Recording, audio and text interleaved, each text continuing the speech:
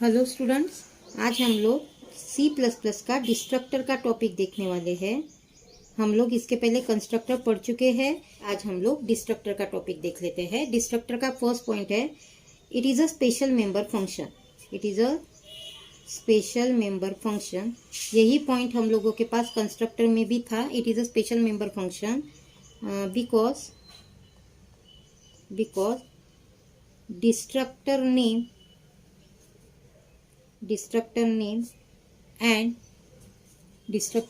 and class name always same but preceded by a sign tilde। ये वाला sign है tiled.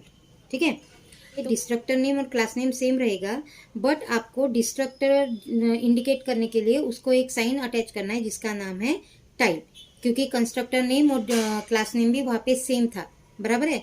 तो इसीलिए यहाँ पे वो डिफरेंस है कंस्ट्रक्टर और डिस्ट्रक्टर का। तो यहाँ पे हम लोग इसका सिंटैक्स देख लेते हैं। सिंटैक्स टाइल्ड क्लास नेम और यहाँ पे ओपनिंग क्लोजिंग। ठीक है, second point, always declared in public section.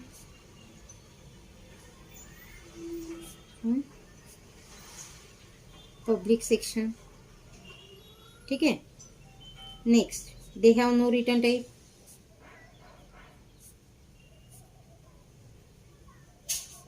Return type, it is used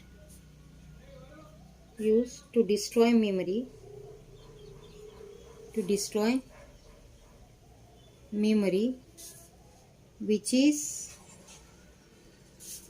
which is allocated by constructor। यानी जो कंस्ट्रक्टर के थ्रू मेमोरी अलोकेट हुई थी उसको डिस्ट्रॉय करने के लिए हम लोग डिस्ट्रक्टर का यूज कर सकते हैं, बराबर है। देन यहाँ पे डिस्ट्रक्टर चाहिए। Destructor neither takes any argument nor return any value. यानी डिस्ट्रक्टर को हम लोग आर्ग्यूमेंट भी नहीं दे सकते और डिस्ट्रक्टर वैल्यू रिटर्न भी नहीं करता है। ठीक है, डिस्ट्रक्टर नॉट ओवरलोडेड, बिकॉज हम लोगों को पता है डिस्ट्रक्टर एक ही टाइप का है, डिफॉल्ट डिस्ट्रक्टर, इसलिए आप उसको ओवरलोड भी नहीं कर सकते। It is invoked implicitly by the compiler when program to clean up storage that is no longer accessible। यानी डिस्ट्रक्टर इम्प्लिसिटली, यानी कंपाइलर डिस्ट्रक्टर को इम्प्लिसिटली इन्वोक करता है जब आप लोग कंस्ट्रक्टर के थ्रू जो मेमोरी हमारी अलोकेट हुई है उसको अगर हमको डिस्ट्रॉय करना है तो ऐसे वक्त आपका कंपाइलर डिस्ट्रक्टर को इम्प्लिसिटली इन्वोक करता है। ठीक है, तो एक ही पॉइंट हो गया। अभी हम लोग डिस्ट्रक्टर का प्रोग्राम देख लेते हैं। Hash include iostream.h, hash include conio.h, class sample integer code। ठीक है, पब्लिक में सैंपल और यहाँ पे कोड को वैल्यू असाइन कर दी मैंने 10। कोड की वैल्यू लगा दी मैंने 10। कंस्ट्रक्टर क्रिएटेड और यहाँ पे एंडल, यहाँ पे दे दी हमने एंडल। ठीक है, यहाँ पे कंस्ट्रक्टर हमारा कंप्लीट हो चुका है। अभी हम लोग डिस्ट्रक्टर यहाँ पे ले लेते हैं सैंपल और यहाँ पे हम लोग लिख लेते हैं सी आउट डिस्ट्रक्टर इन्वोक्ड और एंडल। ठीक है, और यहाँ पे हमारा क्लास कंप्लीट हो चुका है। अभी यहाँ पे हम लोग मेन मेथड स्टार्ट कर देते हैं, वॉइड मेन मेथड। ठीक है, यहाँ पे हम लोग कंस्ट्रक्टर में कोड की वैल्यू डिस्प्ले करेंगे। यहाँ पे कोड और उसके बाद हम लोग ले लेंगे एंड हम लोग एक ही ऑब्जेक्ट क्रिएट करते हैं फिलहाल S1, ठीक है, सैम्पल S1, यानी आपको समझने के लिए आसानी जाएंगी।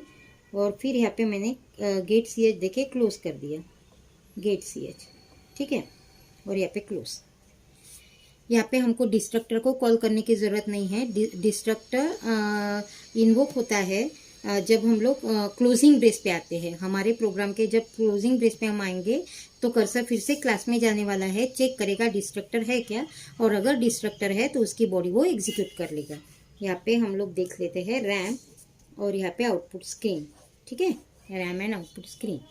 यहाँ पे सबसे पहले कितने ऑब्जेक्ट क्रिएट किए आपने, S1, बराबर है। S1 ऑब्जेक्ट क्रिएट करने के बाद कर्सर क्लास में जाएगा, जो डेटा मेंबर है उसके लिए स्पेस एलोकेट करेगा और चेक करने वाला है डिफॉल्ट कंस्ट्रक्टर है क्या है यहाँ पे। तो कोड को वैल्यू असाइन हो जाएंगी 10 और सी आउट में जो स्टेटमेंट आपने लिखा है वो आउटपुट स्क्रीन पे प्रिंट होगा, यानी कंस्ट्रक्टर क्रिएटेड, बराबर है। और यहाँ पे वैल्यू आ जाएंगी आपकी कोड की, यानी यहाँ पे वैल्यू आ जाएंगी 10 और एंड यानी कर्सर नेक्स्ट लाइन पे, ठीक है। कंस्ट्रक्टर कंप्लीट, कर्सर वापस आएगा, वापस आने के बाद गेट CH, यानी यहाँ पे आपके प्रोग्राम का जो एग्जीक्यूशन है वो कंप्लीट होकर आपका आउटपुट डिस्प्ले होने वाला है।